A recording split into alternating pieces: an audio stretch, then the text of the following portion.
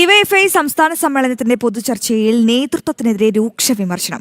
കൂത്തുപറമ്പ് സഖാക്കളെ സംഘടന മറന്നുവെന്ന് കണ്ണൂർ ഘടകത്തിന്റെ വിമർശനം.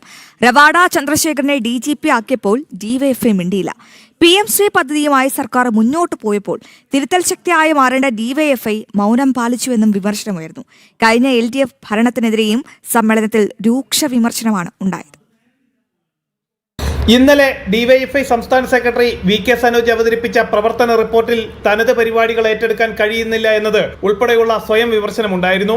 ഇതിന്റെ ചുവട് പിടിച്ചാണ് പ്രതിനിധികൾ ഇന്ന് അതിരൂക്ഷ വിമർശനം ഉന്നയിച്ചത്. റവാഡ ചന്ദ്രശേഖരനെ DGP-ആയി ഇടതു സർക്കാർ നിയമനം നൽകിയപ്പോൾ ഡിവൈഎഫ്ഐ മൗനം പാലിച്ചു എന്നാണ് കണ്ണൂർ ഘടകത്തിന്റെ പ്രധാന വിമർശനം. കൂത്തുപറമ്പ് രക്തസാക്ഷികളെ നേതൃത്വം മറന്നോ എന്നും പ്രതിനിധികൾ ഒന്നായി ചോദിച്ചു. PM-ശ്രീ വിഷയത്തിൽ SFI പോലും ഇടതു സർക്കാരിന്റെ നയത്തെ വിമർശിച്ചപ്പോൾ ഡിവൈഎഫ്ഐ മൗനം പാലിച്ചു. ജൻസികളെ കൂടുതൽ ആകർഷിക്കാൻ സംഘടനയ്ക്ക് കഴിയുന്നില്ല.